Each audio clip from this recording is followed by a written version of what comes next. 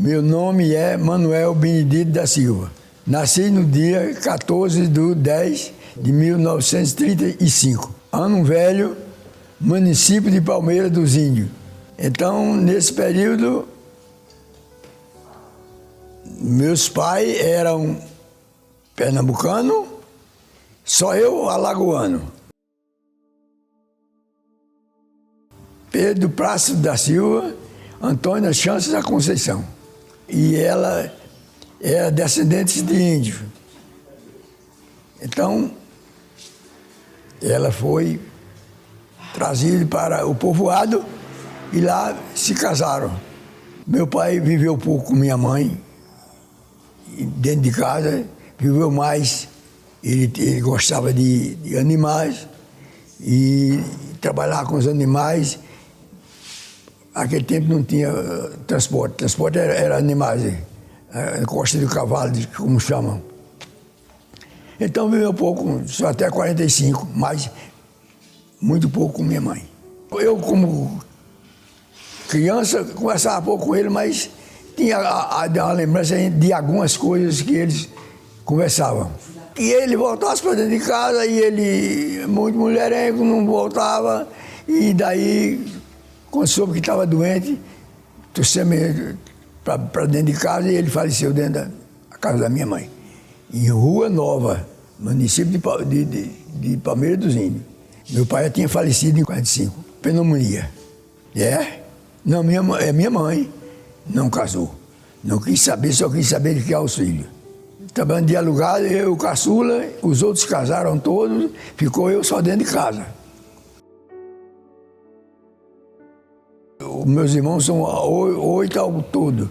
José Plácido da Silva, Antônio Plácido da Silva, Alexandrina Maria da Conceição, Maria da Silva, conhecida por Nenê, Ana da Silva, Sebastião Pedro da Silva, Luísa Ana da Silva e Manuel Benedito da Silva.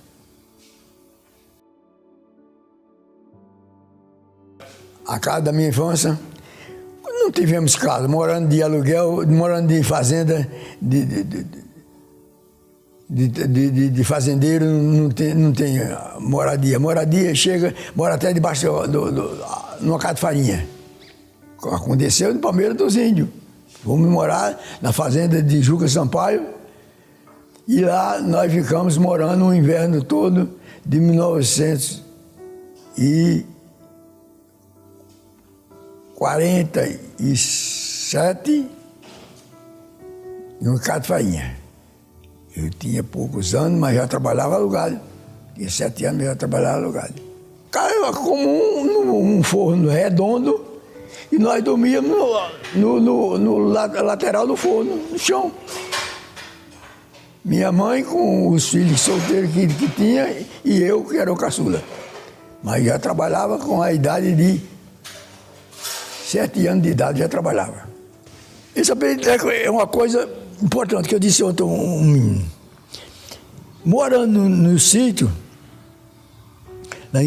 no Ano Velho, eu fui o único filho alagoano, o último da família, o caçula. Minha mãe, velha, ficou 5 anos e tanto sem ter filho. Quando eu aparecer, quando nasci, aí eles batizar. Os padrinhos botaram o nome de Manuel. Naquele tempo os padrinhos tinham muita influência em dar o nome para os meus filhos. Hoje é os pais, né? Mas naquele tempo é os padrinhos. Botaram o nome de Manuel. Aí ela, não, me lembro como ela disse hoje. Olha, vieram botar o nome de Manuel, mas eu achei que como todo Manuel é besta, aí eu disse que ia chamar Neco. Então, por esse nome de Neco ficou, e eu estou por aqui. Mas ainda hoje eu me lembro que ela disse com essas palavras. Eu revidei, porque os padrinhos queriam o nome de Manuel, mas mas Manuel botou como é o nome de origem, E o vulgo Neco, ainda hoje, tudo mais conhecido aqui. Poucos conhecem Manuel Benedito da Silva, porque no popular é mais o apelido, né?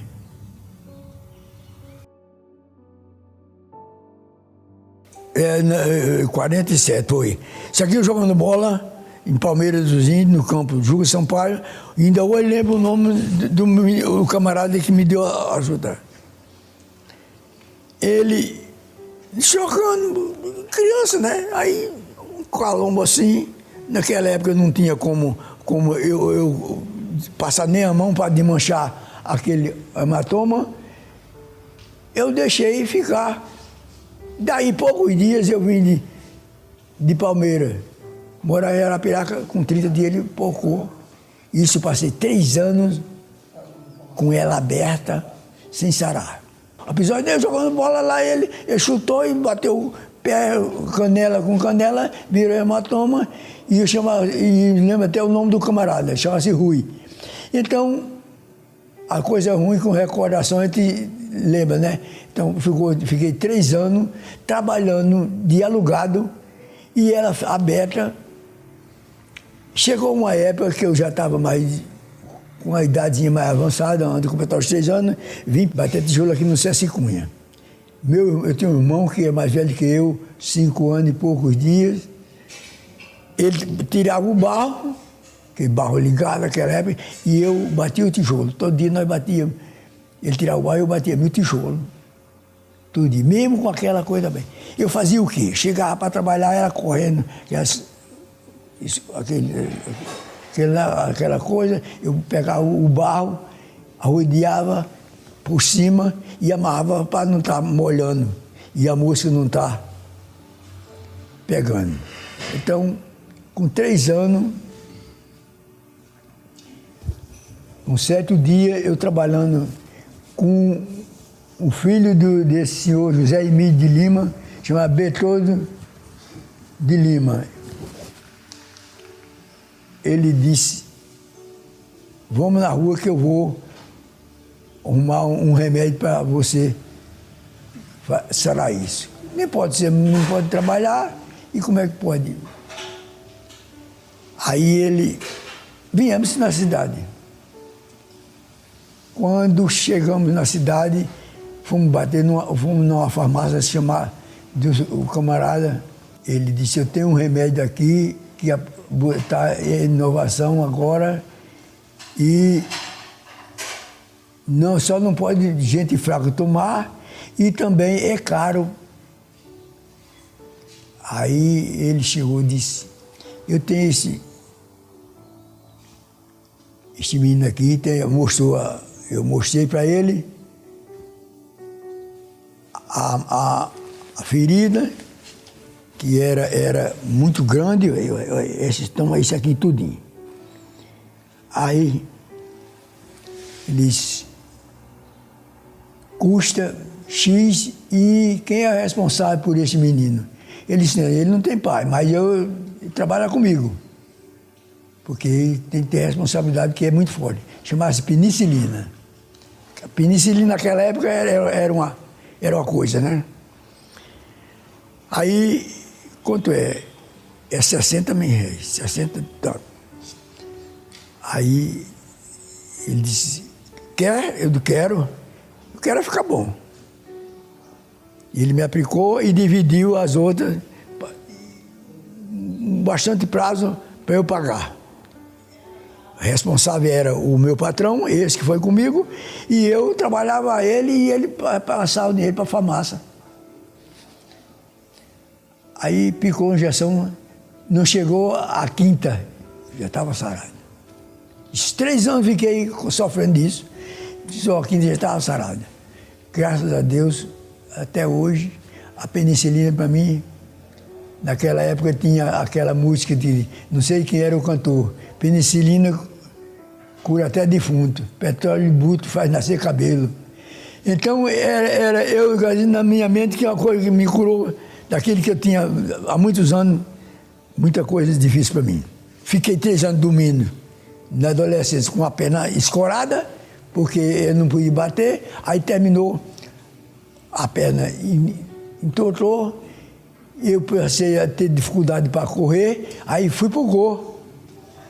Porque no gol eu podia fazer qualquer movimento, fui pro gol, pega a bola. Viemos, olha, nesse tempo não tinha carro. Eu não sei dizer como eu era o caçula, como nós chegamos a Arapiraca. Sei que fomos foi informado que era bom de trabalhador, para trabalhador. Daqui de Arapiraca foi um senhor chamado José de Oliveira,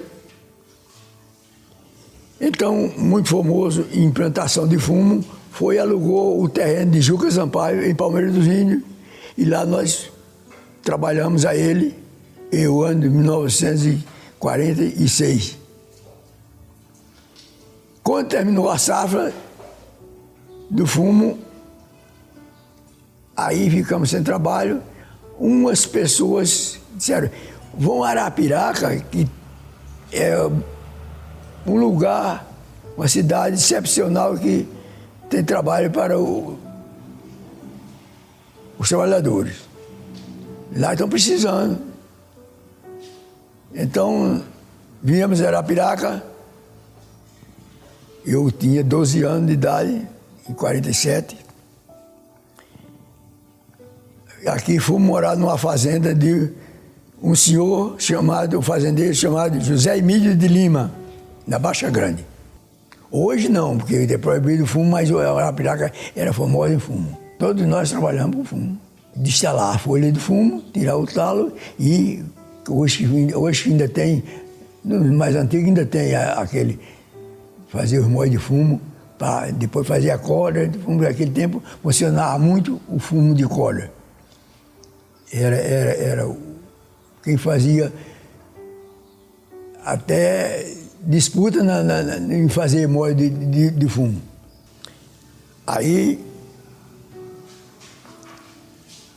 querendo ter uma vida melhor, eu já rapazinho, depois dos 12, 13 anos que eu cheguei em Arapiraca, eu chamava por apelido Viado. Aí depois passou a Canaã. E eu lembro que como ela eu gostava, eu cheguei aí na idade e fui morar próximo, eu andava muito lá no Canaã, bem pequenininho, aqueles 4 casinhas, mas eu gostava muito. Quando eu passei para Barriguda, aí não frequentei muito o Canaã, que já ficava mais distante. Saí perto do Canaã, fui morar na Barriguda, já numa casinha, depois de 3 anos, uma casinha de barro, muito pequenininha. Meus irmãos não viviam mais dentro de casa. Você sabe aqueles candeeiros que botam uma lata, um aqui, o pavio, ele era aquela. A luz de casa era essa. Não tinha um barreiro que tinha água mais ou menos para cozinhar e beber, e apanhar lá. Trazia a cabeça. Onde eu cheguei até viver lá até 20 anos, até me casar. Hoje é bem melhorado, mas aquele só uma estradazinha simples que não dá para passar só carro de boi e umas casinhas de barro. As casinhas pequenininhas, um quarto, uma sala e dormia no chão, que não tinha cama. Né? Escola de idade em Palmeira, tive município de Palmeira, um município chamado Gavião. Antes de Palmeiras dos Índios, eu estive ali 2 meses de escolaridade, escola de município muito simples. Quando vim embora para Arapiraca, não tive mais condições de estudar. A escola funcionava com palmatório. Era muito rígida. Mesmo no município era muito rígida. Então, quando vim para Arapiraca, para estudar era difícil porque tinha que ganhar o pão de cada dia, né? Até uns 13, 14 anos, eu frequentei poucos meses uma escolinha que tinha ao lado ali onde é o Coringa hoje. Ali tinha uma escola, os professores não lembro, que gostava muito de mim, eu gostava dela, e era naquele tempo tinha professor, mas eu não lembro assim o nome, que eu vivi muito pouco lá. Aí fui ficando jovem, meu interesse era ir para uma cidade grande, naquele tempo, o cinema funcionava muito bem, era uma beleza naquela época, o Cine Trianon. E o Cine Triunfo, tinha 2 cinemas na Praça Marques da Silva, ali um confronta o outro, e ali todo... Quando ia para um assistir o filme, ia para o outro. À noite voltava sozinho para a Barriguda, tarde da noite terminava, mesmo assim eu voltava só. A atividade de minha mãe, trabalhar, alugado, enxada, mandioca, era palma, era o capim, mas e quando eu fui ficando a idade, ela, mercado de farinha, só que os fazendeiros. Aonde eu cheguei com 12 anos e fiquei na fazenda desse senhor José Emílio de Lima e família, então essa história se desenvolvendo, minha mãe ficando idosa, querendo uma vida melhor, conseguimos, eu e ela, adquirir uma maquininha de mão, daquela que não era nem no pé, era na mão. Então eu já tenho uma velhinha aí, guardei por lembrança, uma maquininha de mão. Então ela passou a não mais ir à roça e em casa. Ela, apesar de ser índia, descendente de índio, mas era muito inteligente para costurar. Foi arrumando uma clientelazinha e tornou-se costureira. Quando foi a idade, foi chegando, cheguei a 17 anos, eu disse, não vou mais ficar na roça, minha mãe. Aí ela disse, por que, meu filho? Eu disse, eu não quero mais a vida de roça e eu vejo vamos embora para São Paulo. Mas por quê? Porque eu vejo aquele ator de cinema, aquele tempo não é ator, era atriz de cinema. Achava que era louco para ir embora para o Rio de Janeiro para ir. Mas eu não tinha escolaridade. Como é que eu podia dizer? Mas a ilusão do jovem é isso, né? Aí ela disse, e vai-se embora? Eu quero ir uma vida melhor lá fora. Ela disse, não faça isso porque eu estou sozinha e eu vou ficar como? Vá procurar um trabalho na rua que como eu puder, eu lhe ajudo. Trabalhando na minha maquininha por aqui, eu lhe ajudo onde você esteja trabalhando. Justamente 17 anos eu tinha. Aí, dia seguinte, eu fui para Arapiraca,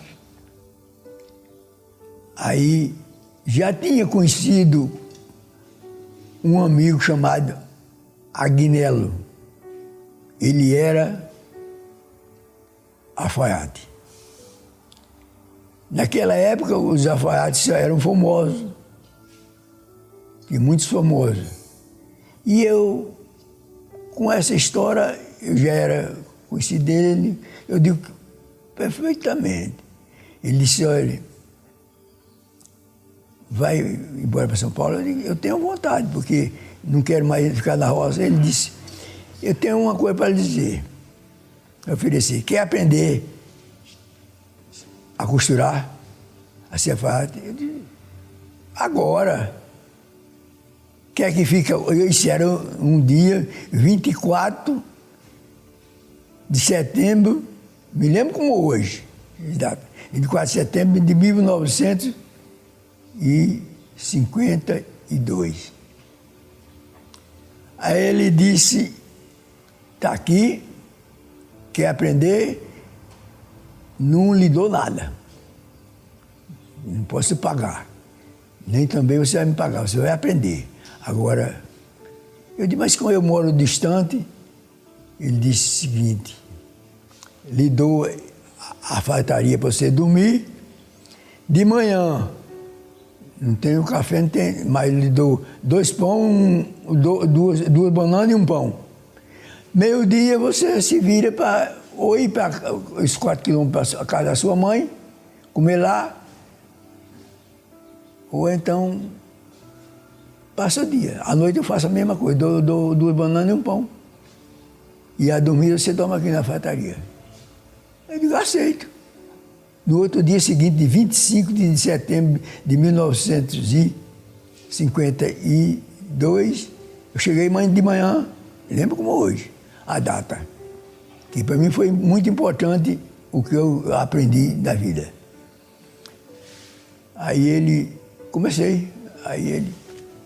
E daí o que eu vou fazer? Ele senta nessa cadeira, cruza a perna.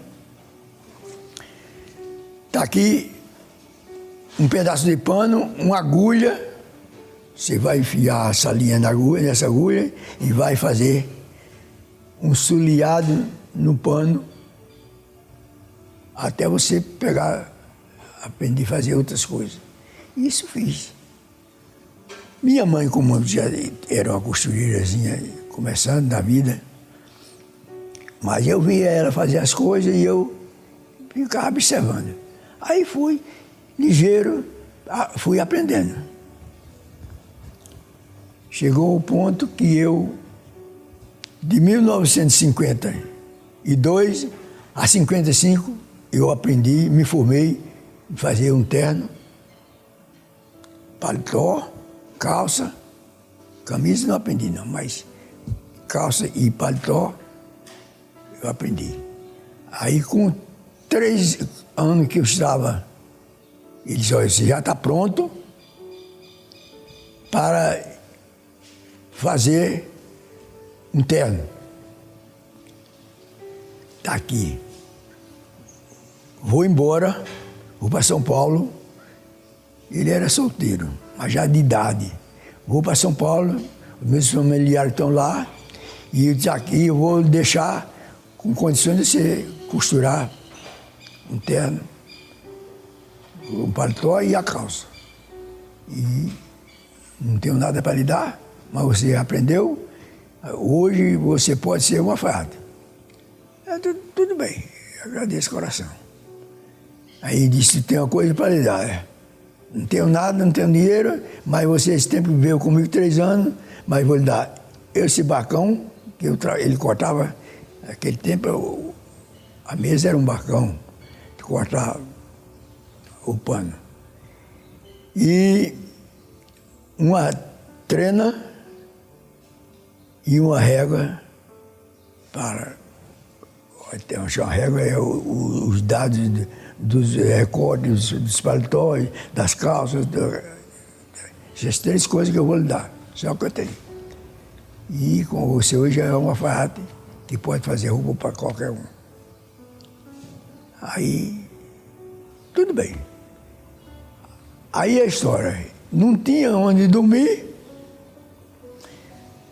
não tinha um transporte para ir para a casa da minha mãe, eu não tinha, naquele tempo era bicicleta, era o transporte mais adequado de Arapiraca. E eu no mundo em geral, em si, a bicicleta já funcionava muito.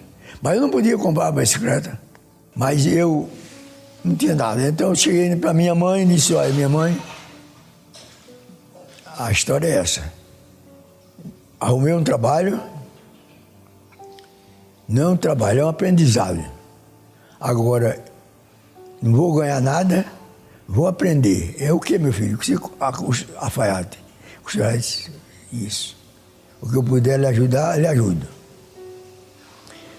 Dia sim, eu ia para meio-dia para lá, para comer. Mas ir e voltar 4 quilômetros a pé, não podia. A alfaiataria era um salãozinho bem pequeno, simples. Cabia esse bacãozinho, 2 máquinas de costura, uma para mim, uma para ele, que ele tinha, e eu aprendendo ali. Uma hora estava na máquina, outra hora estava fazendo soleamento na mão, que naquela época não existia máquina para isso, somente de costura.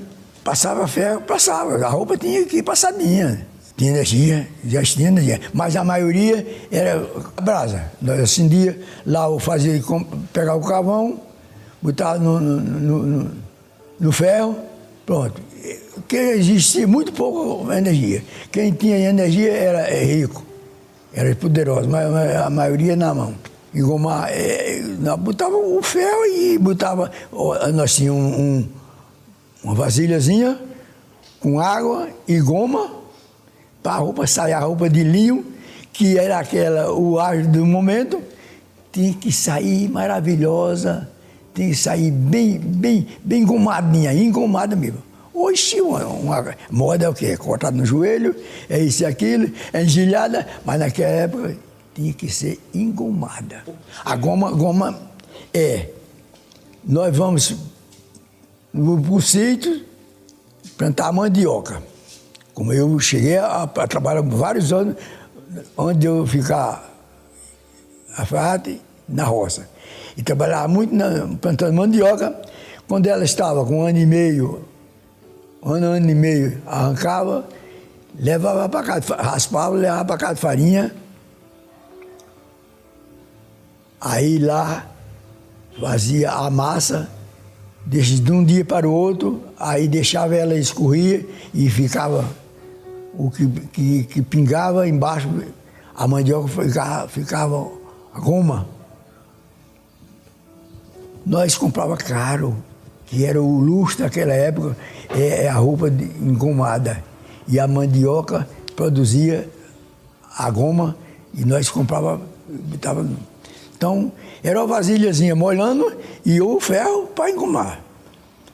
Daí surgiu que, quando chegou a energia, foi uma alegria. Quando chegou a energia em Arapiraca, tinha que um famoso, chamava-se, muito meu amigo, chamava Valdomiro Barbosa. Tinha uma energia, era particular, não era de governo. Quando ele começou a desenvolver Arapiraca, o governo terminou forçando Valdomiro vender a energia ao governo, fosse luz. E ainda antes ele falecer, ainda conversou comigo várias vezes dizendo: coisa ruim da minha vida, eu vender minha energia e hoje não tenho nada, o dinheiro acabou e a minha energia, que era a minha fonte de renda, ele relatou isso para mim várias vezes. E aí tinham um empregado que tinha às 7 horas da noite, só ligava já meio tarde. O meu sogro foi empregado dele para fazer isso. O nome do meu sogro chamava Manuel Januário dos Santos, mas o popular Bier, chamam ele Bier. Quem ia ligar a energia de Valdomiro Barbosa às 7 horas da noite e desligava às 5 horas da manhã. Sabia fazer. Que o eletricista hoje tem uma formação, mas ele, naquela época, não tinha formação. Era um particular e mexia com energia, mas até o falecimento dele, com 90 anos e 11 meses, ele mexia com energia, que naquela época era os curiosos. Minha esposa, Maria de Lourdes da Silva. É o seguinte, o lugar de onde é meu sogro e minha esposa, ali chama-se Massaranduba. Era muito famoso em festas. Quer dizer, naquela época tinha o Clube Fumicultor e mais funcionava, sabe quem? Massaranduba, que era lugar, a não ser o Clube Fumicultor, era Massaranduba, um lugar de festa. Então eu, como jovem, gostava muito de festa, mesmo sem condição, mas ia bastante. Todos os fins de semana nós íamos para lá, dançava, maravilha. O sábado e o domingo funcionava lá. Então a família lá me conheceu e gostava muito de mim. E eu fui conhecendo e passando o tempo, Quando cheguei a ficar com a idade elevada que comecei a namorar, então eu conheci minha esposa e lá ficamos namorando 2 anos e pouco. Era maravilhoso, o pessoal se gostava bastante. Não era de hoje não, agora tinha uma risidade. Chegar na casa da namorada, precisava ordem do pai da moça. Demorar até tantas horas, chegava de 7, saía de 9, no mais não demorava mais do que isso. Beijar é difícil e pegar na mão, muito pouco. O namoro naquela época era maravilhoso, se amava. Hoje não se ama, é interesse na vida, mas naquela época se amava. Quando eu for chegar a ficar com conhecimento e meu sogro morando já aqui na cidade,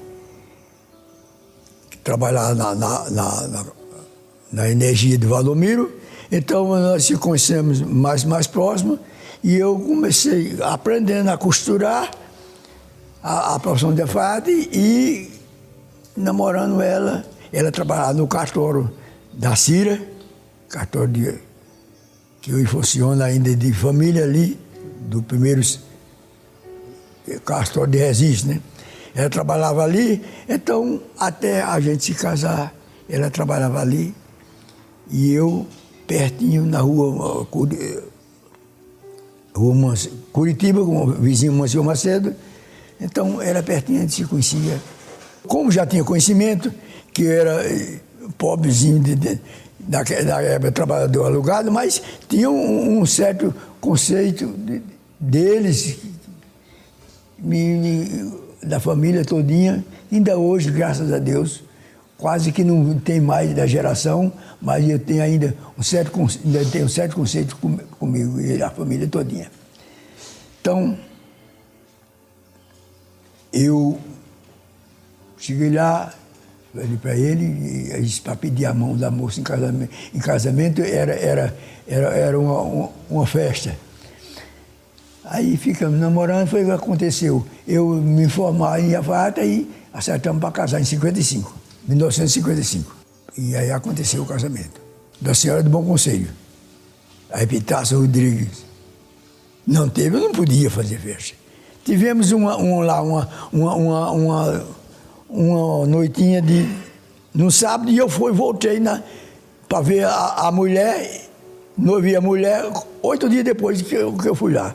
Amassaram bem ali, mas transporte era difícil, eu muito malandrão, casei, mas fui o tempo para poder ir lá e ela até reclamou. Mas 8 dias, você vinha aqui, não, estava trabalhando, não, porque fui eu.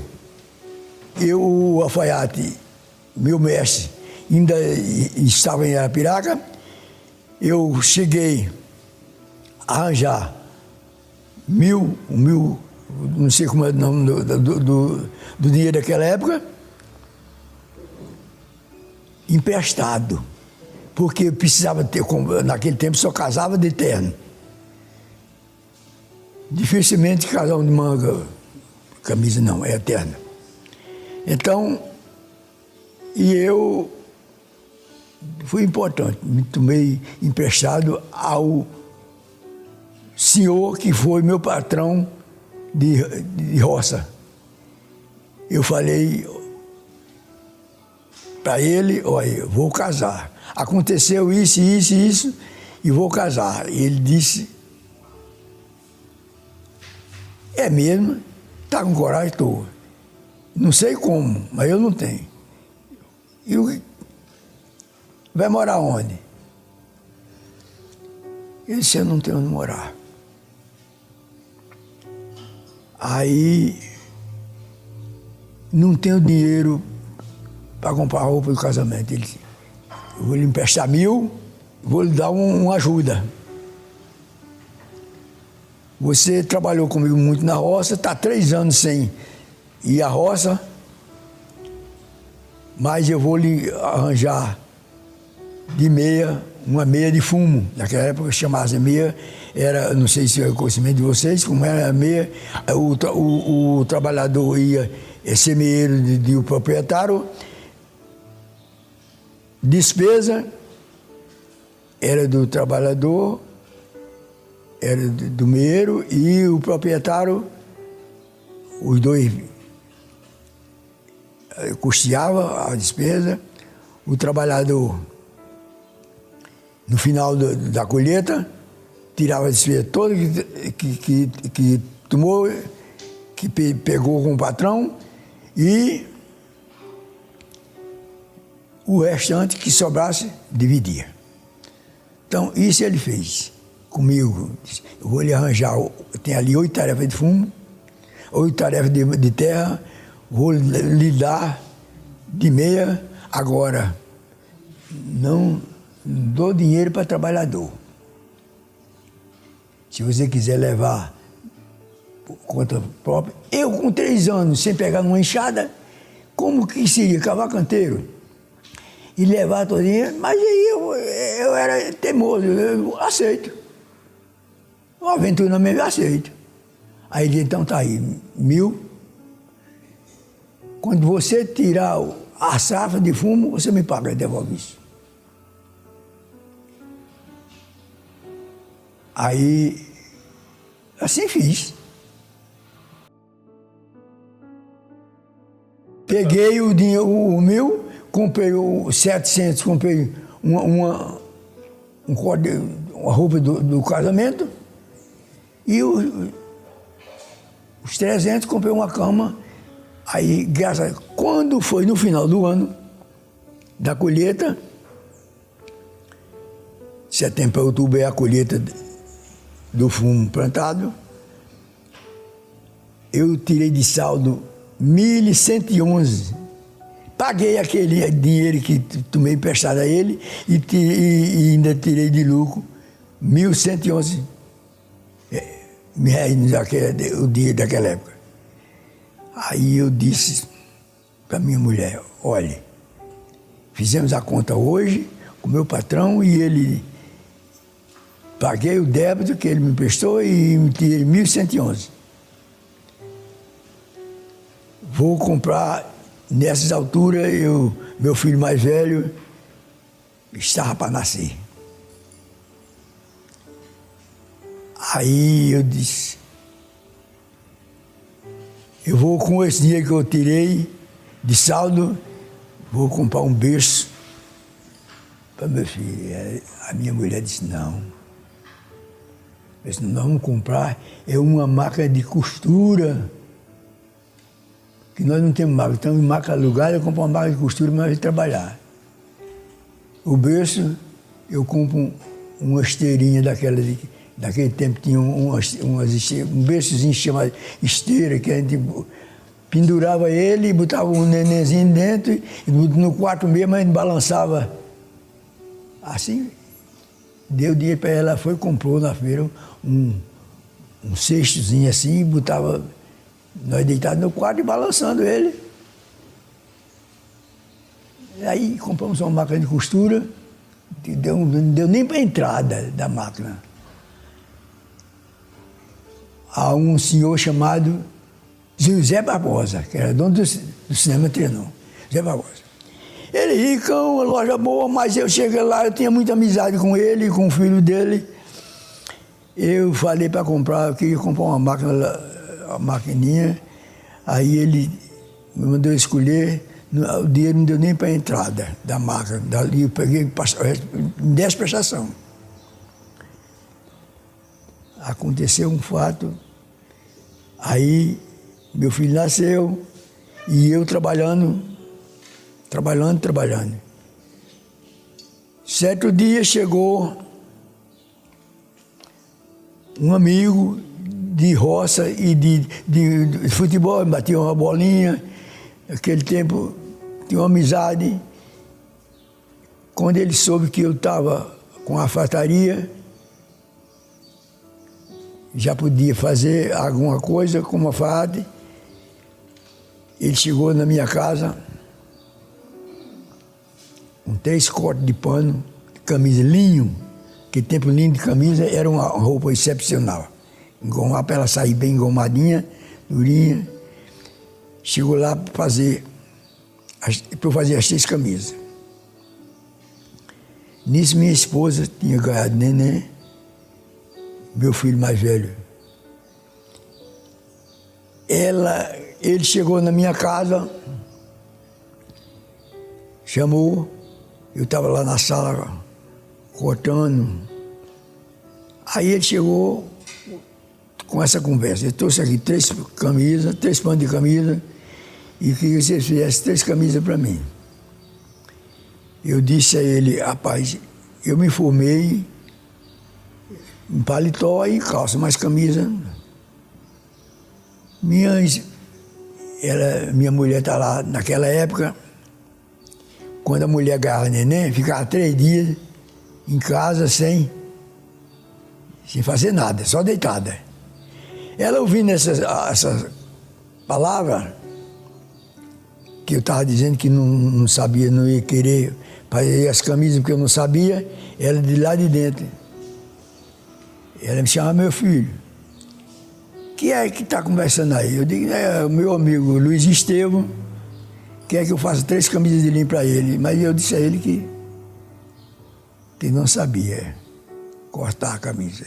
Ela disse lá, diga a ele que eu faço, você traga para cá que eu faço.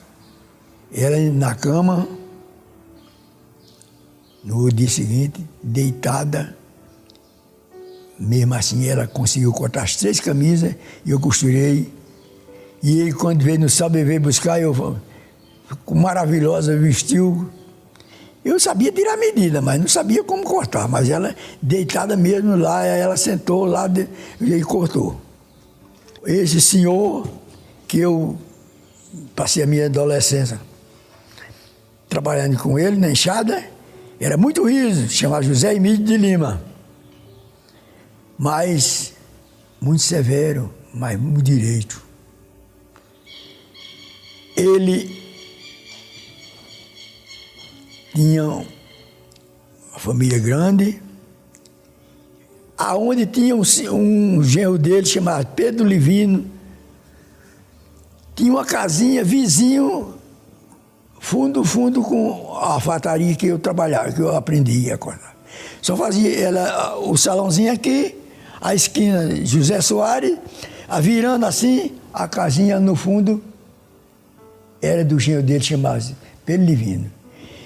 Eu conversando com o sogro dele, que é esse José Emílio de Lima, ele vindo nessa conversa e disse, você vai morar onde? Aí eu disse, eu não sei onde morar. Eu não posso pagar aluguel. Ele disse, não vai pagar aluguel não. Quer morar naquela casinha que faz fundo com a fataria que você trabalha, ali é minha. Ele deu para você morar 1 ano de graça, não vai pagar nada. Você me entrega com 1 ano, eu digo, eu entrego. Deus ele entrega, tá certo. Naquele tempo, a palavra das pessoas valia bastante. Hoje, nem assinando não vale, né? Mas naquele tempo valia. E eu sempre, graças a Deus, fui consciencioso que não gosto de ver as coisas e dizer que faço e não faço. Só gosto de dizer, faço se eu puder fazer. Então, ele me deu a casa de morar. O senhor que eu trabalhava para ele, onde minha adolescência, me deu 250 mil reais de prato. O senhor tem uns presentes aqui para ele dar. Naquele tempo, quem tinha um prato na mesa era a família ilustre. Ele me deu 250 mil reais de prato. Lembra como eu, 250 mil reais. Minha mãe velha me deu uma mesinha e 4 tamboretes, está dentro de casa. E ele me deu a casa para eu morar 1 ano. Para mim foi maravilhoso, onde eu comecei a minha vida, quando se formei com a FAT e comecei a trabalhar. Quando foi com 10 meses, eu cheguei lá. Está aqui a chave da casa que você me deu para morar 1 ano. Ele disse, já pode pagar, só tem 10 meses. Ele disse, mas já posso pagar o aluguel. Eu não podia, mas tinha que fazer força e tinha que cumprir com a minha palavra, né? Então, graças a Deus. Daí, na rua, fui para a rua 30 de outubro, uma casinha alugada, 250 mil reais, não sei quanto era, uma coisa bem simples, uma casinha pequenininha. Botei a fratariazinha na frente de casa e lá parece que nasceu uma filha minha, minha filha, que é aquela ali, o Wilmo da Silva, parece que nasceu na rua 30, eu não lembro. Eu não sei, não me lembro onde foi quando ela nasceu, mas era na rua 30 de outubro. E foi muito importante na minha vida, no meu casamento, porque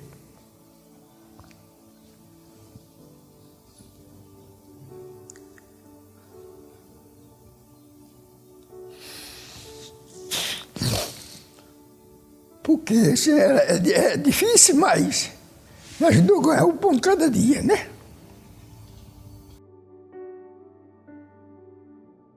Dez, 11, um pé Natal, faleceu também, mas normal foram 10 filhos.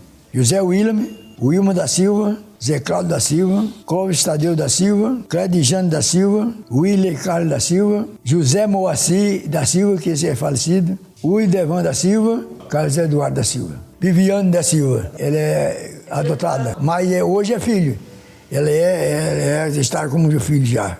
A mãe, antes de falecer, disse, não sei, era já doente, já pertinho de viajar, mas ela conversou, de casa ela conversou com a juíza e o juiz e fez passar a Viviane, que é outro nome, mas passou a ser Viviane da Silva.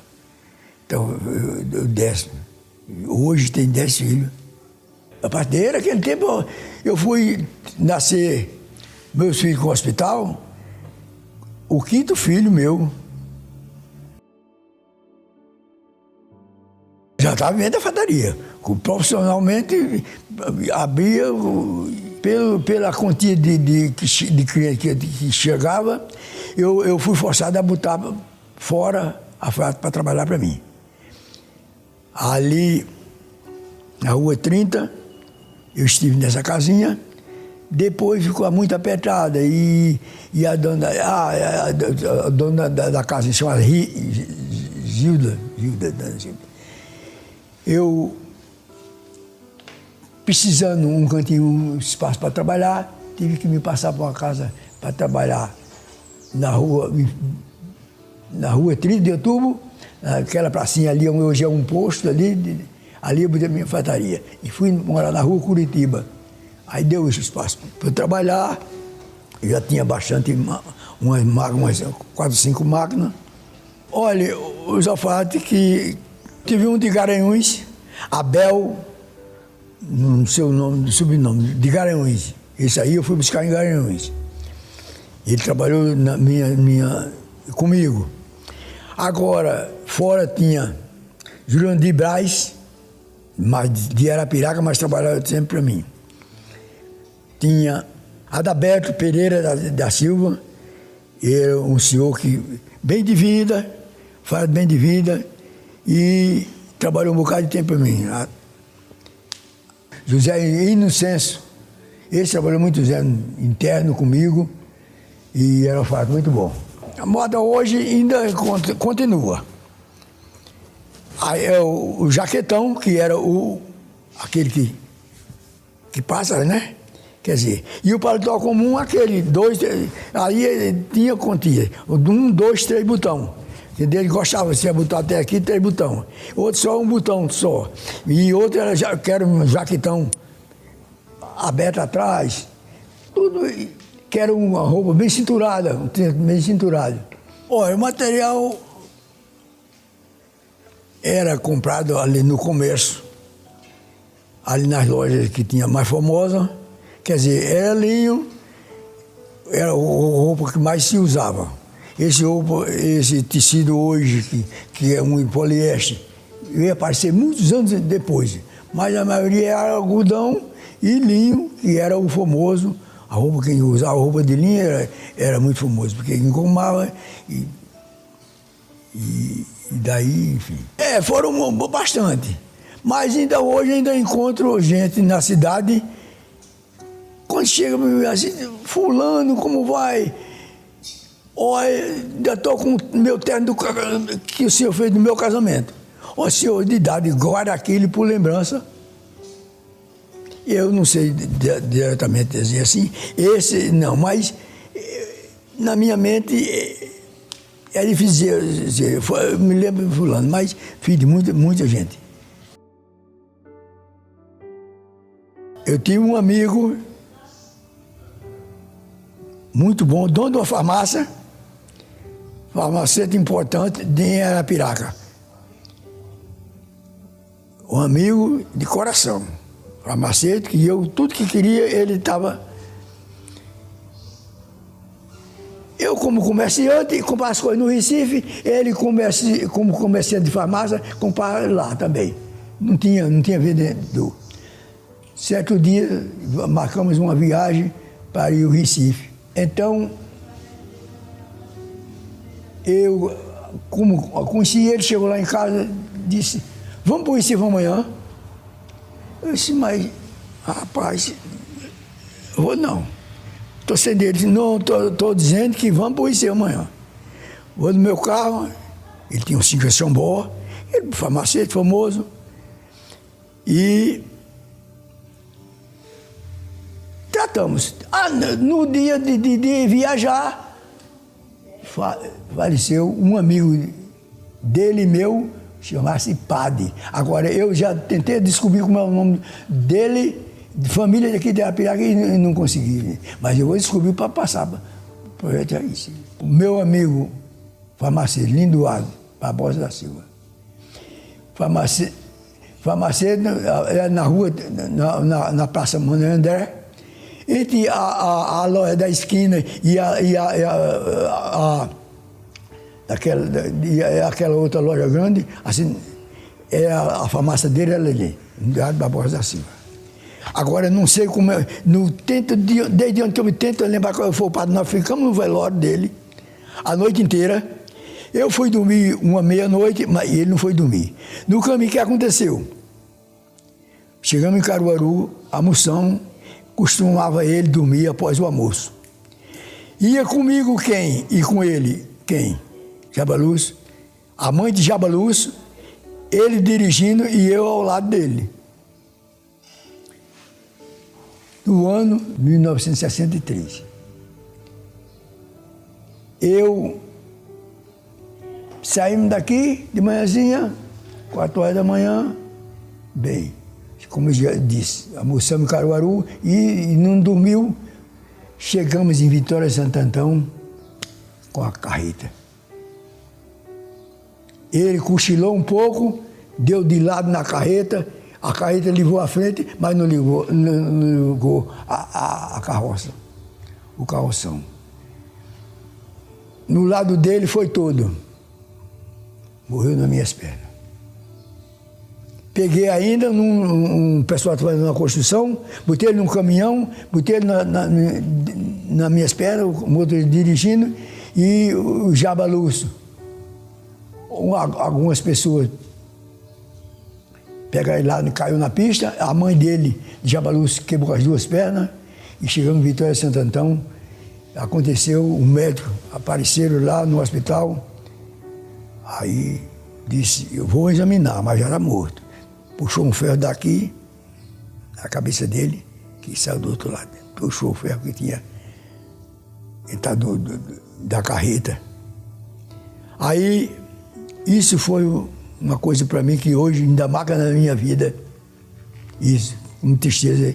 E a vida do amigo.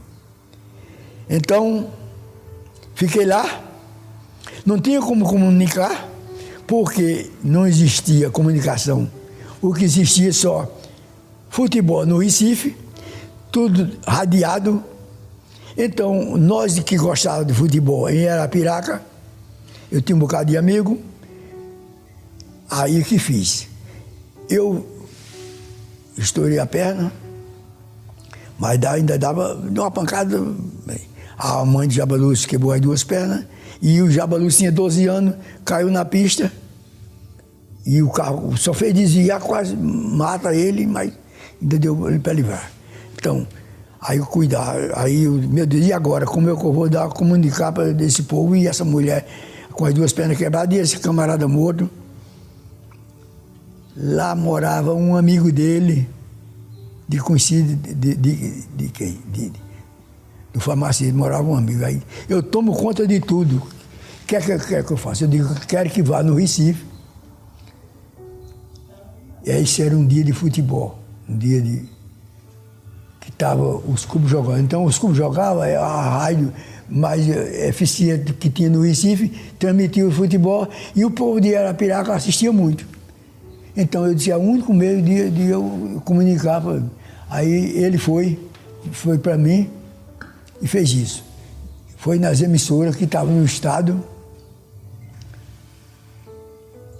entrou em comunicação com os locutores que estavam transmitindo e levou a mãe de Jabalus, deixou no hospital internada, e Jabalus ficou na casa dele até eu resolver e a família resolver tudo. Aí fiquei lá, um dia, dois, no terceiro dia eu consegui a família chegar, providenciar alguma coisa, mas eu já estava com ele numa ambulância e ia tudo certo, tudo pago, tudo providenciado, tudo. Antes de Caruaru, já encontrei a família, pronto. Aí foi quando cheguei em Arapiraca, para mim, tristeza porque perdi um amigo. Mas o que tinha de gente na cidade, nas ruas, parecia nem sei como, porque era o famoso da cidade, o farmacêutico famoso que tinha, e o acontecimento foi um absurdo. Então, a todo mundo que tinha emissora, que tinha um raio em Arapiraca, ficou conhecendo do acontecimento, e ainda hoje eu não esqueço. E agora, eu queria saber do padre, que nós fomos para o velório dele, mas eu vou descobrir. O Convexo Extensivo surgiu porque eu tinha que botar, quando botar a indústria, eu tinha que botar o nome da indústria, né? Aí eu botei Confecção Sul Indústria e Comércio Limitada. Então, botei, quando eu inaugurei a indústria. No Praça Bom Conselho, número 94. Olha, o momento já estava com um grupo de funcionário bem elevado e de máquina cheguei a ter na minha fábrica 60 funcionários e como a fartaria eu continuava ainda fazendo algumas coisas de fartaria, mas a indústria já começou da fartaria passando um montão de máquina aumentando a quantidade de máquina e também de funcionário. Na proporção que eu comprava a máquina, aí tinha que ter o funcionário para cuidar. Causa social. Fiquei bastante tempo. Na causa social eu tive condições de industrializar sempre. Todo dia de 200 peças diárias. Cheguei a vender para Sergipe, para a cidade de Tobias Barreto, eu vendi toda a minha produção. Aí é a história, a gente vai aprendendo, crescendo e aprendendo, né? Eu fui ganhando um trocadozinho com a minha esposa, que foi muito importante na minha vida, que sem ela não dá mais. Daí eu fui ganhando pão de cada dia, fui melhorando e comprando uma coisinha, comprando outra, e uma maquininha, investindo naquilo. Cheguei a ter, dentro do salão, na fábrica, quando eu inaugurei, tinha 85 máquinas, ao total. Confecção extensiva. Olha, isso, na continuação de alfaiataria para fabricar, tinha que começar por ali, por aqueles aqueles que usavam, compravam em atacado, e na minha loja gostava, algumas que eu fazia, outras que eu recebia de fora, e eu tinha preço, então os clientes iam pegando, iam nas feiras. Na frente da Praça Bom Conselho, ali era só banca de feira. Então eu vendia para muitos, sair naquelas bancas, do meu produto era muito conceituado, graças a Deus. Então, né, teve uma época que eu cheguei a vender, fabricar diariamente uma produção alta, aí botei para vender os estados, como o estado lá em Sergipe, Tobias Barreto, vendia para a minha produção, cheguei a vender um período de ano, a produção todinha. Depois, com o tempo vai passando, vai as outras cidades vendo que o meu produto está sendo conceituado, começaram a fabricar Santa Cruz e Caruaru. Aí invadiram, me tiraram do ramo, porque eles lá, a força maior, ia financeiramente bem. Era porque o tempo vai desenvolvendo e a gente vai perdendo mercado. Porque vai aparecendo as facilidades para aqueles que tem o poder aquisitivo muito elevado, já elevado, e a gente que se para ali, aí não tem como. Dá só a lembrança, mas não pode continuar porque era difícil a coisa. Mas eu dava feiras fora também. Eu ia para Santana de Ipanema, eu ia para Batalha da feira com meu produto. Dessa cidade, eu cheguei até uma vez, ficar 24 horas na beira do rio, Santana de Ipanema, que a ponte encheu e eu não pude passar, e decidi não ter feira e vim embora. Mas era dessa maneira. Tinha uma fazenda aqui que eu vendia mais do que na minha loja, no dia de feira dessa fazenda, de Aloysio Lopes. Então, era município aqui de Giral e de Traipu. Eu vendia nessa fazenda, tinha um morador, uma quantia de moradores bem elevada, 350 moradores. Eu chegava lá com o meu produto, vendia. Então, o governo apareceu, deu direito ao morador a tomar tudo que o proprietário tinha, com os direitos, e aí Aloysio Lopes quebrou. E eu também não fui mais da feira lá e acabou aquela fazenda, hoje em dia é sem terra. A Fisca. E no final dos anos 80 foi criada a marca Malha Fibra. Depois veio a Fibor. Quando eu deixei a parte da indústria, da fabricação de calça, uma parte eu vendi de máquinas que estavam bastante usadas e outra parte eu dei para eles, o Tadeu e o William Carlos da Silva. E eles continuaram fazendo, na atividade deles,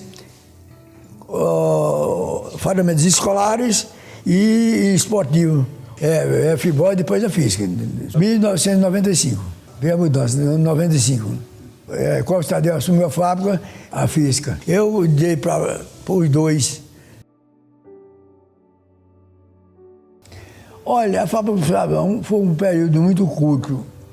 Eu não sei nem que data se cheguei a funcionar 2 anos. Era uma coisa muito complicada, porque a fábrica de sabão tem que, depende de quê? Do sebo do animal, né? Hoje não sei se já fazem de outros produtos, mas naquela época eu tinha que sair na cidade de Sergipe, onde tinha muita pecuária, e aqui em Alagoas, onde eu podia adquirir o sebo do animal. Aí, com aquele produto, eu fui cansando, preferi não continuar, porque não dava mais, a fábrica de sabão não dava. Cheguei a funcionar, não sei nem quanto tempo foi, se foi 1 ano, foi 2. Fiquei no futebol até quando pude dar umas carreirinhas. Quando não pude dar carreirinha mais, fui ser dirigente, ajudar no Asa, que em 54, eu cheguei aqui em Arapiraca, o Asa já existia, mas aqui um ou outro que gostava, que queria jogar futebol, mas como eu gostava de futebol, comecei a chegar, a dirigir com uma pessoa mais conhecida que eu conheci no meu trabalho, na minha profissão, chama Dr. José Moacir Teófilo. Então, eu a conheci e nós ficamos de 54. Paramos porque o campo não tinha quem cuidasse, ficou só mato, aí não tinha como, murado, mas eu encontrei com ele muito ocupado, advogado, aí ele disse, vamos fazer uma coisa. Eu soube que o Denox, em Santana de Ipanema, vou a ele, que era um conhecido, ele é advogado, e o presidente do Denox lá também era da mesma área, advogado. Aí ele foi lá, arranjou com o doutor Bastinho uma Caterpillar. Naquele tempo, Caterpillar, quem tinha era Cidade Formosa. Eu entrei em empresa famosa, tá lá no Denox, aí ele arranjou alugado, ele deu. Chegamos, botamos, derrubando na frente, botamos para dentro, a Caterpillar passou. Até hoje não criou mais mato. Com essa passagem da Caterpillar, começamos a trazer Central do Caruru, que era famoso, Náutico, chegamos a trazer até o Santa Cruz, que é o time, e Náutico, é o time da elite. Chegamos até a trazer esses clubes para cá, mas a direção mais trabalhosa era minha e dele. O campo, olha, nós treinávamos, antes de poder treinar no Coraci, na Ferroviária, ali, a Ferroviária Velha, né? Ali tinha um campo, onde é hoje tudo residência, tinha um campo. Chegamos a treinar muito ali, eu ainda treinava ali, o Asa ainda treinou muito ali, jogou muito ali. Aí, quando abrimos o Coraci, Poeirão foi depois que surgiu que tudo, mas o Coraci fez o campo, quem comprou foi o doutor Coraci, ele foi prefeito e comprou o terreno e murou. Mas não tinha quem cuidasse, terminou virando capoeira. Aí arranjamos a máquina, a Caterpillar passou lá, aí quando começou a cuidar lá, a estação, não fomos mais para lá. Ficou os times da cidade, os do amadorismo, treinar lá, enquanto não fez loteamento. Quando fez loteamento lá na Ferroviária, aí acabou o campo. Mas passou muitos anos ainda lá na rede ferroviária. Então o Coraci surgiu com o nome daquele famoso doutor Coraci da Rota Fonseca, e botaram aqui o Poeirão, porque era poeira. Quando foi para a gente gramar aquilo ali, foi uma alegria.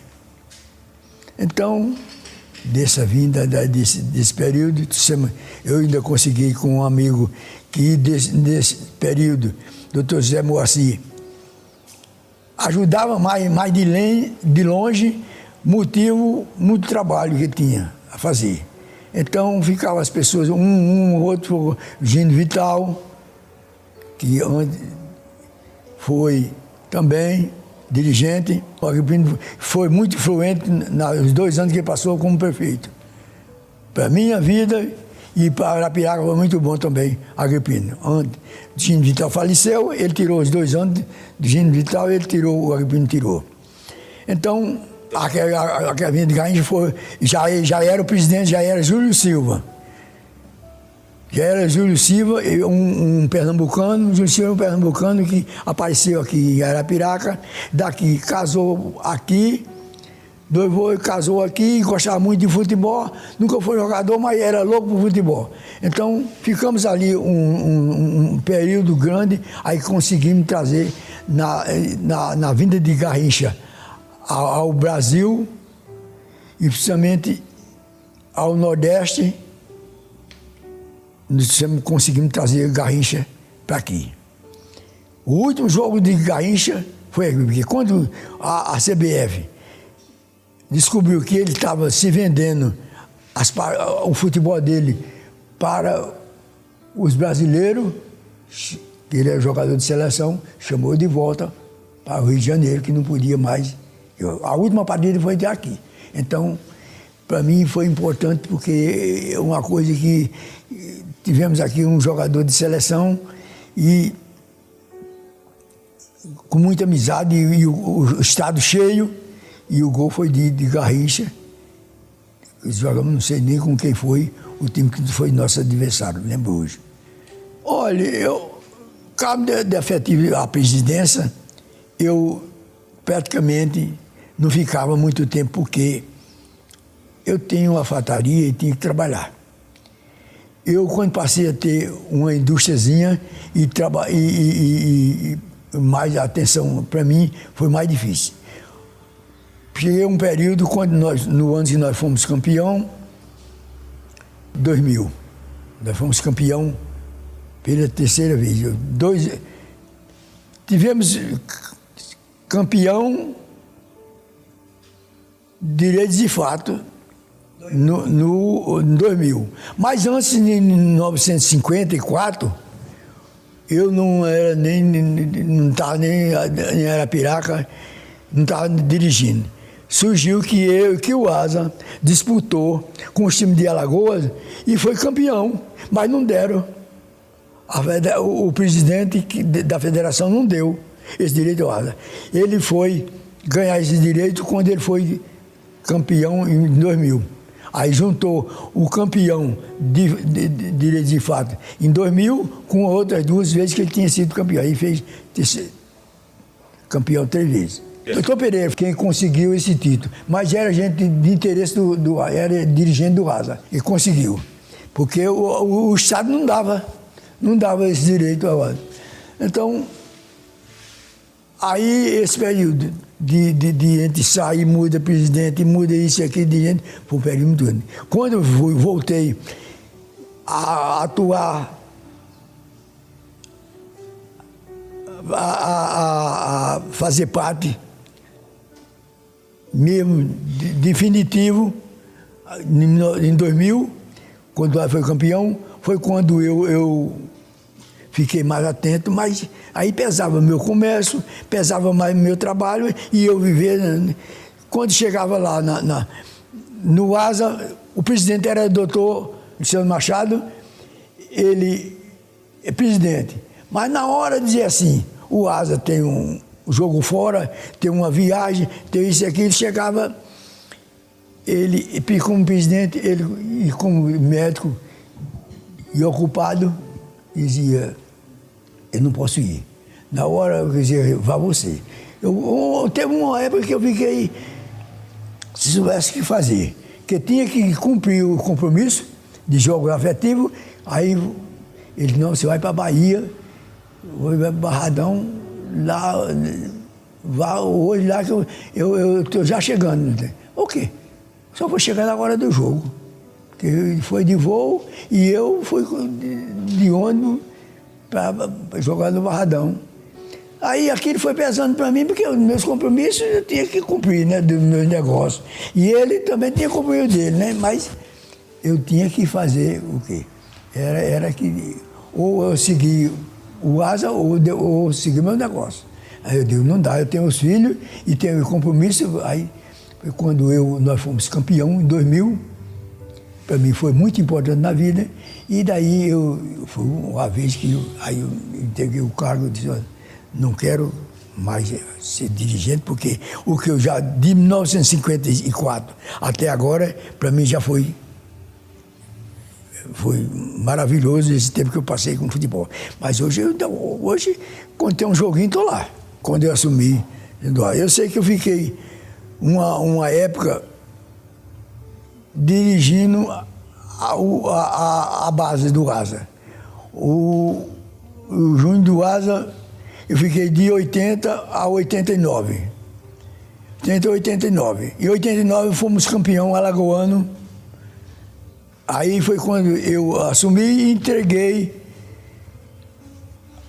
Quando recebi jogando em Maceió, venci. E fomos campeão. Aí foi quando eu ia assumir outras coisas mais importantes do Asa. Aí eu entreguei o Júnior. Deixei sair do Júnior. E aí, com 10 anos, deixei um time mais ou menos pronto, que dava para assumir o campeonato alagoano.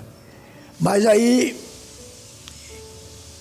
essa saída minha do time, a base, os diretores esfacelaram o amadorismo e não continuar. Eu deixei o clube porque eu fui ser presidente do Estado. Eu fui tomar conta do Estado, passei 5 anos tomando conta do Estado. Aí não podia tomar conta do Estado e ser presidente do Asa, né? Então eu deixei a direção do Asa e fui assumir 5 anos tomando conta do Estado municipal. Olha, todos marcaram, mais uma vitória em cima do Palmeiras, tirar o Palmeiras de campeão, de disputar. A Copa do Brasil já era a Copa do Brasil. Então nós jogamos aqui, ganhamos de 1-0 e em São Paulo 2-1. Com essa vitória nós tiramos no Palmeiras. Para mim, a vida do Flamengo foi bem, porque eu sou flamenguista, foi bem, mas a festa que nós inauguramos o estádio, tinha bastante festa aqui com os times de Pernambuco, que eram os mais famosos. Hoje não são não, mas eram os mais famosos, Náutico, Sport e Santa Cruz. Central mesmo era difícil vir aqui, mas era alegria quando vinha. Mas, para mim, marcou, a vinda foi a vitória em cima do Palmeiras. E aquela também a ida para Rio Branco, ganhamos lá para ficar na Série B, em cima do Rio Branco, do Acre. Foi importante muito.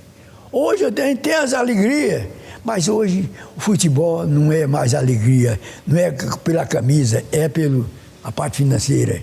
Então, tem hora a gente gosta, vai, torce, mas não é aquela alegria, porque na época era a camisa que tinha. Tinha menina aqui de Arapiraca que fazia gosto de ver ele jogar. Não ganhava dinheiro. Hoje encontro ele já na idade avançada, 60 anos, muitos que foi da minha época dos meus filhos, que eu tive 3 filhos que batiam uma bolinha. Um chegou até o Sport do Recife, os outros jogaram no Asa, o Idevan, o Ilecari. Então, José Moacir, antes de falecer também. Então, isso aí, para mim, é importante, mas porque tinha o amor à camisa, não era o amor à parte financeira. E eu acho que é certo que é o seguinte, hoje cada um na sua profissão, né? Faz tudo para ganhar o dinheiro, né? Mas o importante naquela época era o amor à cor da camisa. Isso aí, quando a gente saía no jornal desse, a gente ia com alegria. 30 anos eu fui sócio ali, morava na Avenida Rio Branco. Antes de eu adquirir esse terreno aqui, eu morava na Avenida Rio Branco, vizinho ao Adriano Jorge. Ali fiquei numa casa de aluguel vários anos. Quando eu saí da Praça Bom Conselho, porque na Praça Bom Conselho não podia ter a indústria e a moradia, a factaria já estava muito grande para ocupar, casar. Só dava ou uma coisa ou outra. Aí eu fui morar na Avenida Rio Branco e deixei a factaria para Simão Conselho. Então, dali, mora ali vizinho o Adriano Jorge, para ir para o Clube Fumicultor, não pegava nem carro, caminhando. Nós ia caminhando, voltava 3, 4 horas da manhã, aí vivíamos uma vida feliz, ali de alegria e de brincadeira. O Clube Fumicultor era famoso. Hoje só tem um terreno, mas os presidentes foram José Marci Treófilo, Dinho de Aranda e vai aquele pessoal das cacimbas, Severino Lúcio e Damasio Lúcio. Então, os presidentes daquela época, todos meus amigos, então, eu hoje já fui, já visitei o Fumicultor e agora esse novo que fizeram lá. Você conhece já?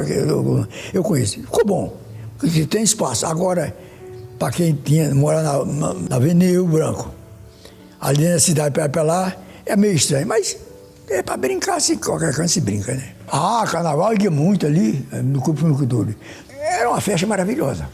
Era uma festa de carnaval de brincar, mas era um amor, com dedicação, com a coisa, não tinha briga, não tinha isso, aquilo, não tinha briga, não tinha nada, era coisa boa. Cine Loja, olha, eu agora, há poucos dias, tem 30 e poucos dias. Há tempos que vem meu amigo Wilton Malta, que é presidente do Cine Loja, ele vem, diz, ó, eu quero a entrevista porque esse Cine Loja esse ano faz 50 anos. Então mandou uma moça aqui com a reportagem e eu dei o que podia, que sabia de Cine Loja, e para mim foi importante porque ele, como diretor, presidente da Cine Loja, é muito meu amigo, o pai dele foi meu amigo, a mãe dele foi minha funcionária, e, enfim, eles vieram de Pernambuco e aqui ficamos muito amigos, muito tempo.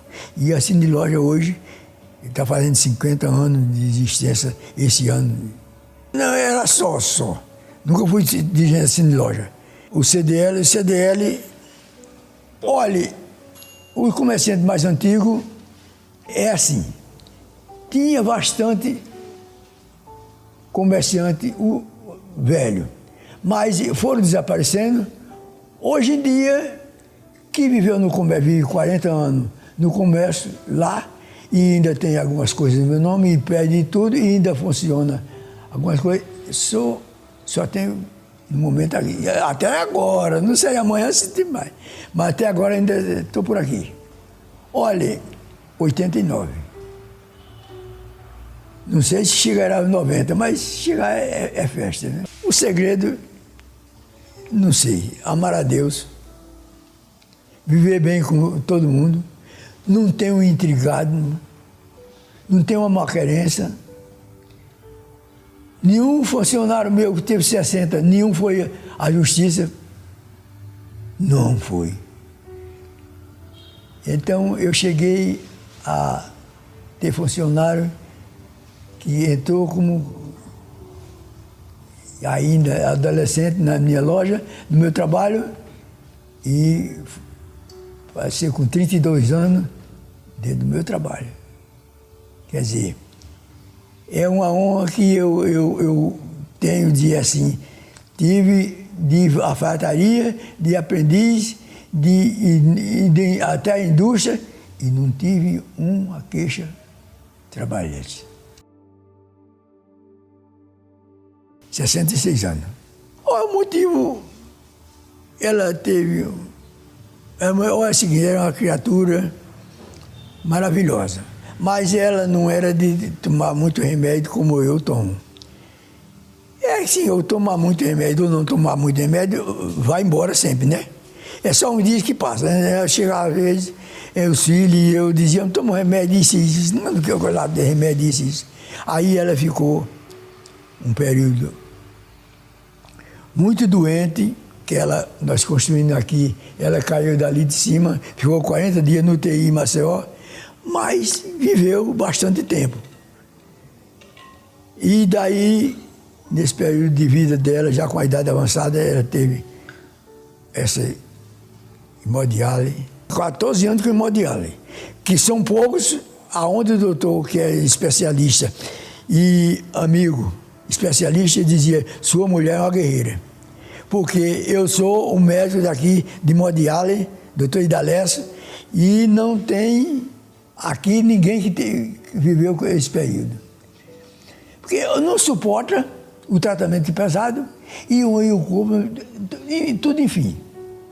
Tem amigos meus, amigo dela que sentava ao lado dela na cadeira, que fazia 3 vezes por semana, ele dizia assim, eu prefiro morrer do que estar fazendo isso aqui. Só deu 3 meses, aconteceu, disse, não vou tomar mais nada não, e não aguento, e morreu, faleceu. Então, é a história do hemodiálise é cruel, a doença. Eu acompanhei esses 14 anos, levando e trazendo para mim, era uma obrigação que eu tinha da vida. E senti muito quando ela faleceu, porque já era um período que eu não tinha mais para andar por todo canto nenhum, deixei loja de fábrica, tudo só cuidando dela. Mas é importante viver o hemodialista. É importante porque é um sofrimento cruel. 3 dias da semana e dia assim, não tem dia nem hora não, para dizer assim, eu não vou hoje não. Se não vai hoje, amanhã já está sofrendo as consequências. Não sei nem contar, foi difícil, viu? E ainda está sendo, porque eu saio para me divertir, isso e aquilo quando posso, que eu não tenho as pernas meio ruins, que não pode pôr com o corpo, eu gosto de me divertir. Sempre quando tem um aniversáriozinho aqui dos meus filhos, e eu gosto de estar aqui presente, mas a lembrança é meio pesada, viu? É meio pesada. Ainda só dormi 5, depois que ela faleceu, só aguentei dormir 5 dias na cama. Não dormi mais. Durmo no outro quarto com a minha filha, trabalhando em companhia a mim, até que a gente viver, mas a vida, para viver 60 anos, 66 anos eu vivi com uma mulher e nunca brigamos. Nunca tive uma divergência.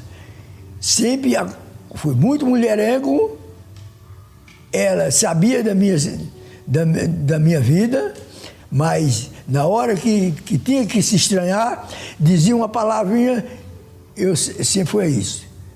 Você tem razão, 2 não brigam, dizia minha mãe, 2 não brigam sem um querer. Eu saio para não brigar, quando voltava estava tudo ok.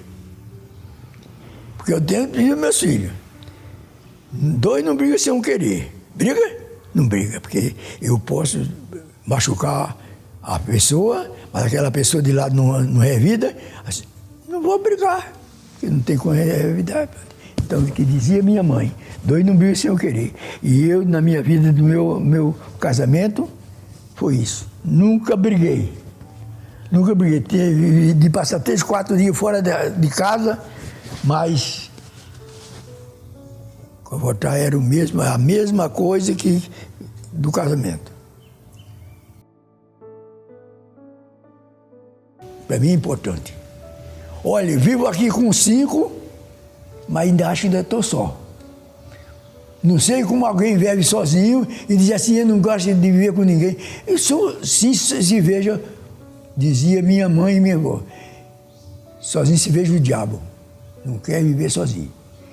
Então, eu desejo que quando eu viajar, isso aqui seja o lugar de eles curtir e lembrar na vida o que foi o passado e o começo da vida. Porque o importante é viver bem. Viver e não brigar. Sei que se eu não vender isso aqui, eu tenho o desejo de vender os 2 imóveis que eu tenho. Mas também dá. De graça não vou dar, porque alguém que quer comprar, hoje quer comprar por pouquinho, porque não dá. Não foi assim que eu adquiri. Eu adquiri pouquinho, mas foi com suor. Então, esse suor eu deixo para a família, que é importante. 22 netos, 12 bisnetos e tataraneto ainda não. Mas vou esperar de chegar, né? Não sei quando. Ó, o desejo que eu tenho é o seguinte. Isso aqui que eles...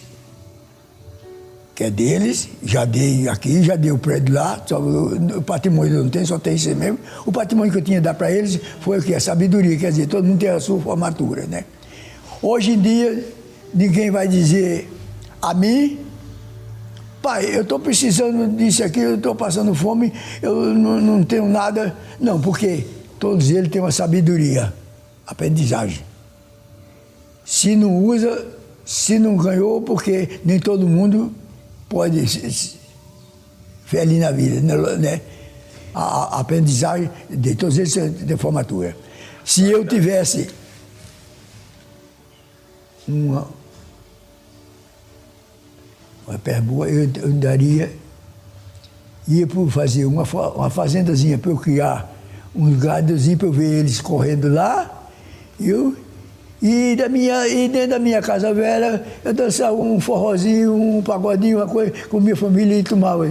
Mas tenho cabeça, mas não tenho pé, mas agradeço a Deus o que Ele está me dando. Várias vezes, e falava, Ricardo Nezinho, teve aqui, o pai dele meu amigo, fazia muita roupa para o Nezinho. O pai dele, os tios deles, tudo, fazia roupa para eles. E eles foram crescendo e ganhando sua vida, e daí foram políticos. Eu gosto muito de futebol, política muito pouco. Mas aí eu vi uma história, que entrevistaram o Nery e coisa. Aí eu disse, não, a política chegou ao ponto de ele botar esse projeto e veio aqui essa semana me disse, olha, não veio aqui como político. Esse projeto, eu quero conhecer 1000 pessoas. Já tem umas 400, quero chegar a 1000. E contou o detalhe do projeto. Quando eu senti ontem um menino, e estou conversando com vocês, eu acho maravilhoso. Porque a vida de uma cidade como essa, são poucos que tem. Um projeto desse para fazer a vida de uma cidade dessa. Porque é maravilhoso. Melhor do que isso, só outra. Deus no céu era a piaca na terra para mim. Cheguei aqui com 12 anos, sem ter nada na vida.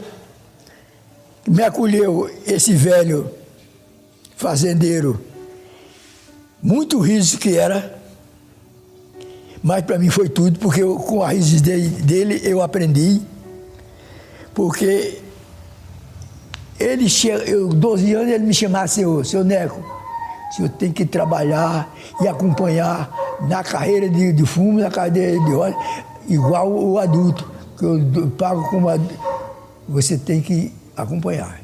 E eu olhava assim, meu Deus do céu, mas eu tenho que fazer, porque eu precisava do pão de cada dia. Então, chegou a época que ele, quando estava já no fim da vida, não, já tinha muita coisa. Ele dizia, olha, me chamava lá na casa dele e dizia assim, Neco, tem uma coisa a dizer ao senhor. Um dia o senhor vai recordar. Olha, todo mundo diz que eu sou rico, porque eu tenho 6 propriedades. Ele tinha 6 propriedades. Ali onde eu Coringa era tudo dele. Jaime de Lima, o que eu acabei a adolescência no poder dele. Então, ele dizia assim, olha, todo mundo diz que eu sou rico e eu não sou. Mas eu tenho minhas coisas para viver. Tenho 6 fazendas. Cada meu filho tem uma fazenda. Mas eu estou vendo, vou dizer ao senhor, e o senhor vai, no final da sua vida, vai lembrar. Pai rico, filho nobre e neto pobre. Mas não deu outra. O final da vida dele foi de uma maneira, veio falecer aqui, na casa de uma filha, morava com um cego de bandeira, de tambor de cantar na feira para arrumar o pão de cada dia para ele. E ele, rico que era, chegou há muitos dias morando aqui, vizinho a mim, mandava me chamar, eu já aqui, mandava dizer, um menino aqui chegava, para dizer que ia falar com o seu Deco, chamar seu. Cheguei lá, que é seu Deco? Aí ele disse, eu queria cortar minha barba. Sabe onde é o meu barbeiro? Esse é na rua, lá perto da padaria de Zé de Almeida, hoje, que é o Zé de Almeida, mas naquela rua. Aí o barbeiro dele era ali. Aí, depois de toda a conversa que eu dizia, eu vou, que eu já tinha um carrinho para dirigir, e ele, deitado, acamado, ele dizia assim, mas eu não tenho dinheiro da barba. Mas é isso mesmo, não tem não. Se eu quer me levar, me leve e me paga, pago, levo. Eu trabalhando como alfaiate e depois com indústria, ele veio morrer há poucos tempos. Mas sem nada, eu deixaria muita felicidade para o Israel Percance. Porque, e que todo mundo, é difícil dizer isso, é difícil fazer, mas todo mundo tem um coração bom, que faça por o irmão aquilo que eu faço. Eu não quero amar o irmão como eu amo a mim mesmo. Eu agradeço, primeiramente, a Deus. Segundo, essa equipe que está aqui, trabalhando e filmando, e a minha família, meus filhos, meu neto, meu bisneto, eu agradeço de coração por estar aqui comigo hoje. Muito obrigado. Tchau e fique com Deus.